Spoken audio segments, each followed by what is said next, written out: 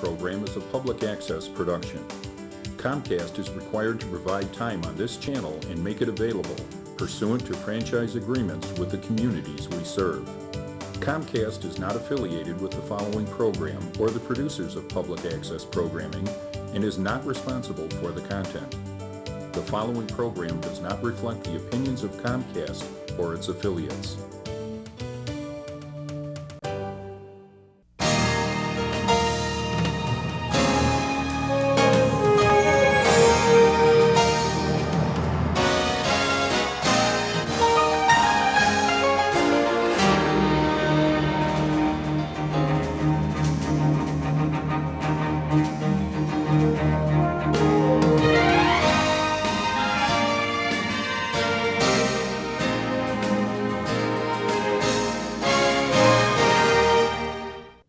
Welcome to another edition of Discover Tinley for this month.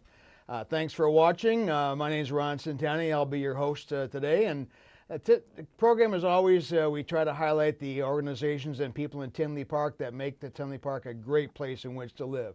And as we always know, Tinley Park is a great place in which to live. A lot of things going on over the summer. It's fall now. Things are really kind of winding down over the summertime. Things are kind of getting active in the off season here, and we got things going. We got to thank our volunteers and behind the camera. As usual, the program is brought to you through the volunteer services of the Community Resources Commission. And we also have our high school and adult volunteers on the camera work in the studio. A lot of volunteer work going on with Discover Tinley.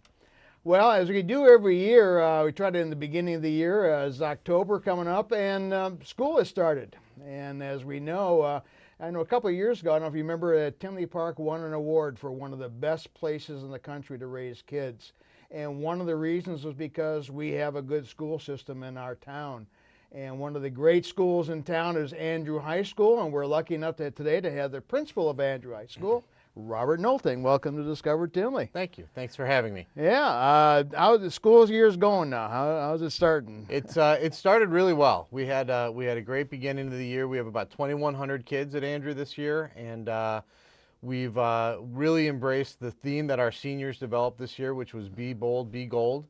And they really wanted to have students feel really proud about the school that they go to and try new things and challenge themselves. And one of the things that, one of the words that we use at Andrew a lot is persistence. And that was kind of what their thinking was, is that if we really encourage kids to be persistent, set goals for themselves, challenge themselves to achieve great things, then it's just going to make our school even better. Wow, I'm glad to hear that, persistence. I hadn't heard that. That's a good theme to go on, yeah, because sometimes kids don't keep striving. You know, they tend to sometimes give up a little bit or kind of slack off, but persistence is a good word. So yeah, absolutely. Congratulations. Thank you. Thank you, yeah. And like I said, our seniors developed that theme, and we really believe that our school runs itself on the efforts of the kids that are in our building.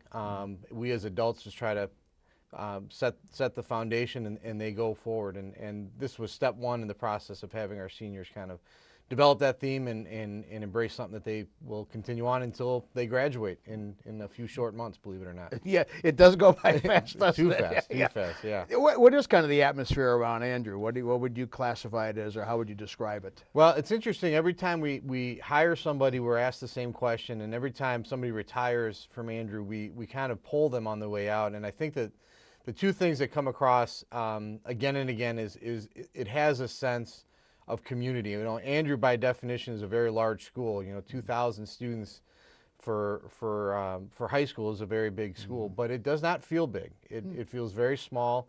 You know, kids know each other. There's a lot of support. You know, I think just looking at what our parents say about the communities, they feel like they're handing their kids over to somebody who knows them, who believes in them, and who they trust. And that's I think a huge thing. And I think one of the other accomplishments that we've or one of the things that I think make us who we are is, you know, we have 2,100 kids, and we embrace the fact that there's 2,100 goals and hopes and dreams, and our responsibility is to make sure that we do our best to allow those students to achieve whatever their goals are. We don't have a set parameter for every kid. We don't make them fit into our program. We make our program fit into their goals. Wow. Okay. Would you say that's what kind of makes Andrew unique or exceptional? Or? I would. I think that it's we believe in the term comprehensive high school, and it's something that embraces the core academics, athletics, activities, the fine arts, your vocational education. You name it. We have opportunities for kids. And most importantly is we make sure that those opportunities are excellent. And we value, not just having opportunity, but having opportunities that put kids in situations that are going to help them be successful when they graduate. Well, let's talk about some of those programs you've got. The career and tech education. Absolutely. What kind of things are involved in that now?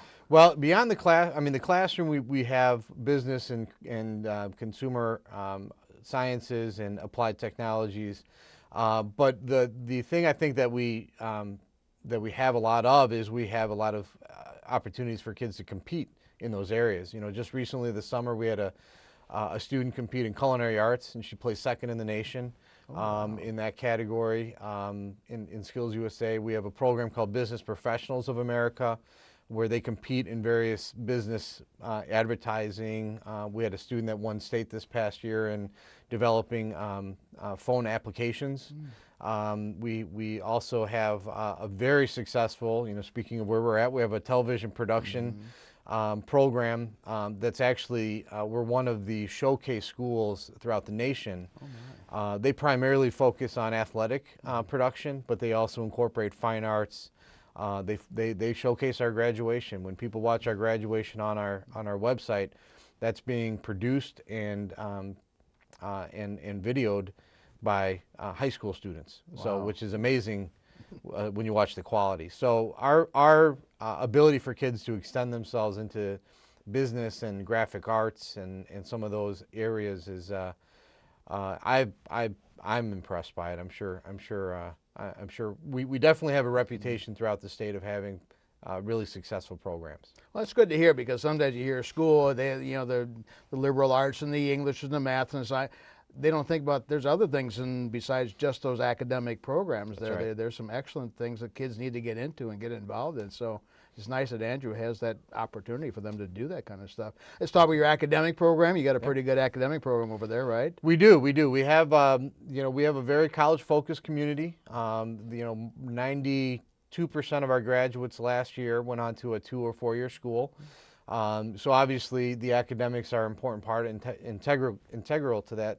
We're proud to say that when I started at Andrew 5 years ago, one of the challenges that we had was making sure kids and families, quite frankly, were able to take on challenges and take risks academically, take on honors level courses even though they didn't think they were a typical honors kid.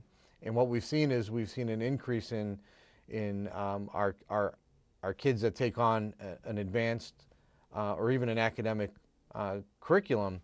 And again, as we said, we're not going to just challenge kids and leave them on their own. We're going to challenge them and provide some of those supports. So we've changed a lot of the structure of our day in the last couple of years to make sure that, if somebody's going to take on a challenge, that there's built-in supports to make sure that they're successful. Wow. What is your school day over there? What's it kind of? We started at 8 and we ended at 3, but we have a period in the day that kids actually have the opportunity to register and go to get extra help or serve as tutors or take part into some enrichment opportunities, which is fairly new. We're only in year 2 of that, but again, it's not just about making sure kids don't fail courses. It's making sure kids excel in the courses that they're placed in as well. Wow.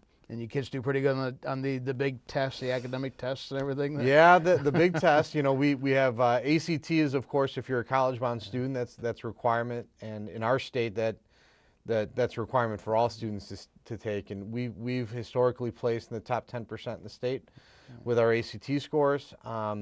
We've just recently increased our level of participation in the AP program, where we're now state and nationally recognized.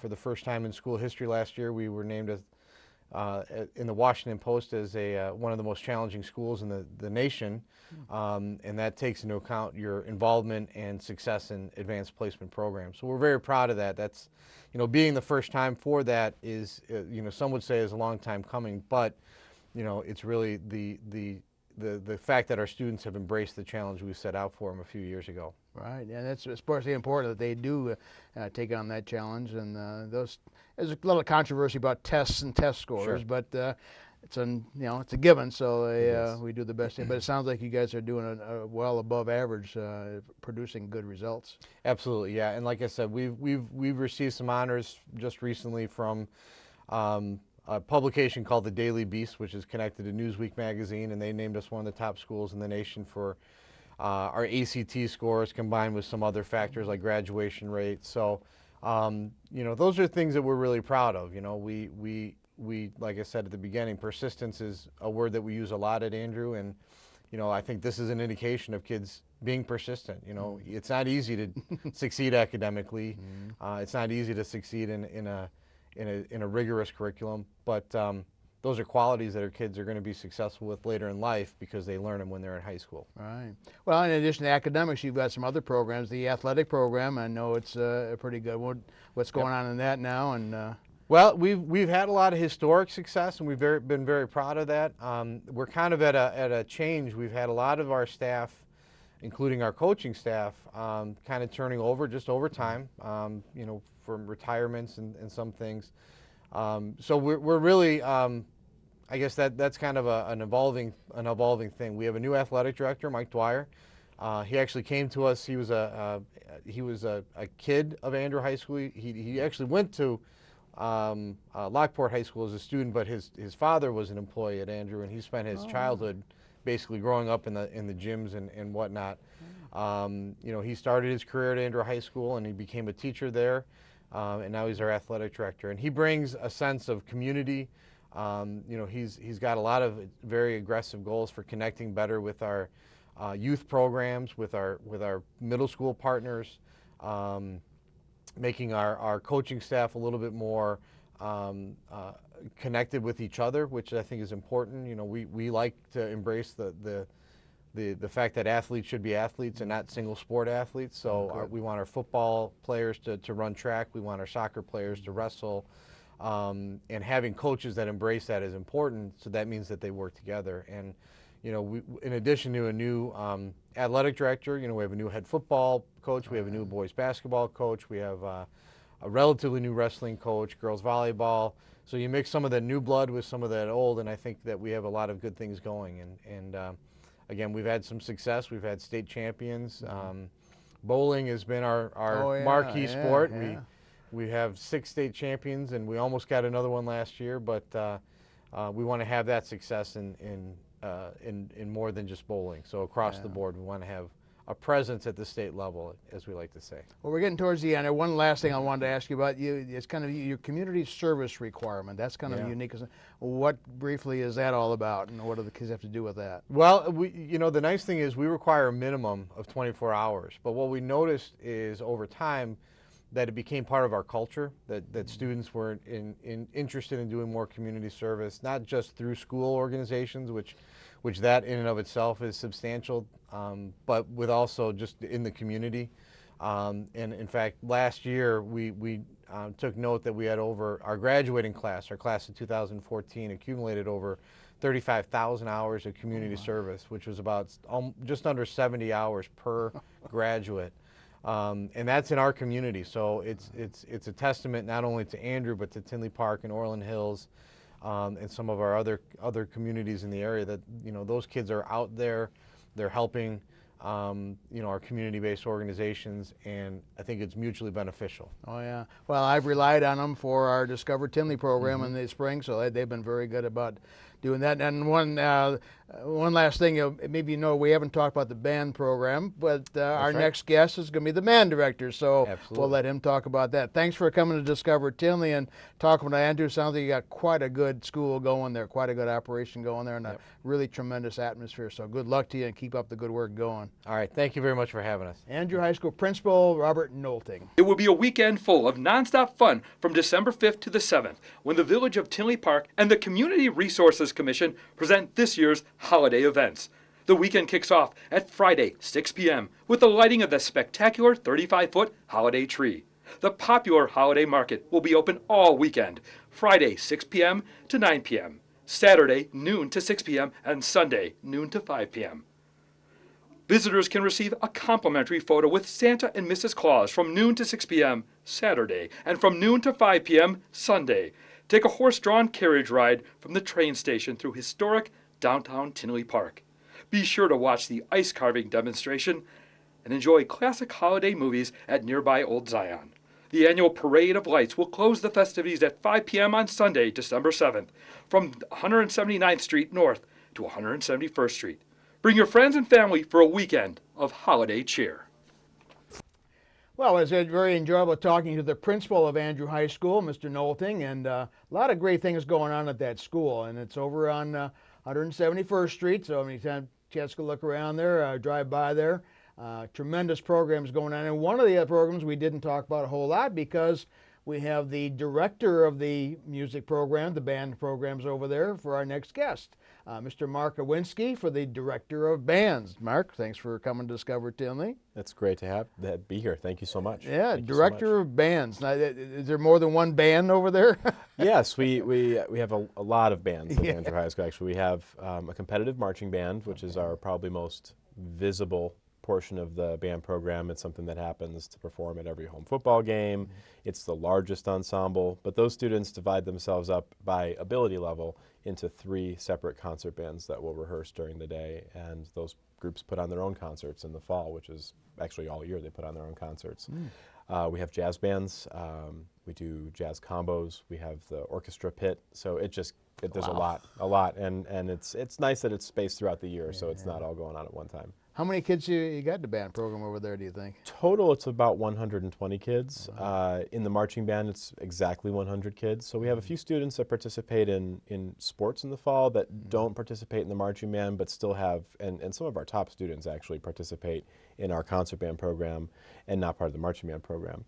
The marching band, obviously, like I said, the most visible portion, so we're about 100 kids, and that's a nice group. It produces a nice big sound, and the color guard is part of that as well, which are the flags and rifles and all those things, which is very cool. Oh, wow. So. Now, your performances basically is your football games. What else does the band perform at that kind of takes up the time there? Our marching band is traditionally, and has been for years and years and years, a competitive marching band. In fact, my band director, Mr. Dan Romano, who used to be the band director at Andrew High School, started at Andrew back, I think he was the second band director in its history. And he went to the principal's office and he asked, what is the band program? What do you want out of the band program? What do you want to see? And the principal at the time said, I want to see the marching band be competitive. So he didn't really know how to do that at the time. So he just kind of hit the ground running and started to take in different bits of advice from different people in the field, and slowly but surely built a really great program. And I was fortunate enough to come in and be a part of that program and then take over now and continue on with that same feeling. So we do perform at all the home football games, but our main focus, beyond supporting the athletics, is to perform in competitions locally across the state, in the state competition itself, and then to perform in Bands of America events, which is the nationally recognized marching band circuit. So coast to coast, they'll do regionals in really prestigious facilities like Indianapolis, Lucas Oil Stadium. And we'll travel there in Indianapolis in late October for the regional, and then we'll end up in mid-November at Grand Nationals, which is the culmination of the fall season and over 90 bands compete at that event. From all across the country. From all across the country. California this year is a record year. There is a band coming from Hawaii, which is very cool. My. Yeah, yeah. So we are Why fortunate. would Hawaii come here in November? Oh my gosh, I don't know. They're going to be in for a shot. Yeah. But we're fortunate enough to be able to go to those events because every kid gets the same experience from if your band is just an entry-level group or you're having some success like we have, or if you're a top-tier, top 10 band, every group gets the same experience, and I think that's really important to provide, is that those kids can go through and travel in this prestigious facility and enjoy that experience at the very end of their season. That's why we do it at the end. But we do have some success building up to there. This year we're competing in, I believe it's 6 total competitions. We're going to be in Morton in 2 weeks, Providence Catholic, nice and close, Lincoln Way, Illinois State University. We're going to travel up to Northern Illinois in 3 weeks. And then those 2 Bands of America events I just told you about. So we have a busy schedule. Yeah. But the kids are fantastic, and they're really looking forward to it as well. What kind of time commitment is involved with somebody who's in the band there? What do you kind of expect or demand of the participation? Good question. I think the thing I always refer to with the kids, especially when it comes to time, is I say anything worth doing is worth doing well. So the time commitment sometimes comes into play, and it's the first question I always get asked is how much time do I have to rehearse? So we do start the marching band over the summer, and that is a 2-day-a-week commitment for pretty much anybody in the band. Now we rehearse 3 separate groups. We have a color guard, like I mentioned, our percussion group, and the woodwinds and brass. So we kind of divide those up into 3 separate groups, and then we rehearse them 2 times a week over the summer to get the skills up, all the things they need to do in marching band. When we get into the fall, that continues as well. So it'll be 2 nights a week, and then Saturdays start to take up the time. So it's a competition day on a Saturday, or we'll do a rehearsal day on a Saturday just to continue our production, which is again a competitive marching band show, which is very cool. I would say on a given week, a student would be involved with band almost, 12 hours on any given week. But, their time is well spent. They're learning, they're engaged, they're not sitting on a couch at home playing video games, and they're really enjoying their time. Right. So. And they're doing something very constructive and very Absolutely. beneficial, and something they can carry on later on in life too. Yeah, the life skills you get from this, the work ethic, I think those are all things that are talk still... about some of that. What are they getting out of the band besides just learning how to play an instrument? Right. They're not just holding a clarinet or flute anymore. They learn in any given time, especially I'll refer to the marching band, is going from point A to point B while playing memorized music, while doing it over and over again to perfect it. And while that sounds like it's involved with just that program, consider that an outside life. You're going to have to try and try and try to actually get something done, and especially if you're not good at it, at the very beginning, you're going to have to work hard at it. And I think that's one of the main lessons that the students learn in the band program is that, this is something that you're going to have to work for and earn. But more importantly, you're doing it together. And I think one of the main things that sets the program apart, not necessarily from anything else in our school, but maybe apart from other programs, is that these students truly have a feeling of unity and family about what they're doing and what they're involved in. And that's what I felt when I was part of the program. And when I came back to it, it just felt like that was still there and something that I had to take care of. So, so beyond that, the life skills of the hard work and dedication, managing your time, like I mentioned, 12 hours of rehearsal, you have to do homework, maybe you have a job. These are things we talk about actively and really want to make sure that the students are starting to work with.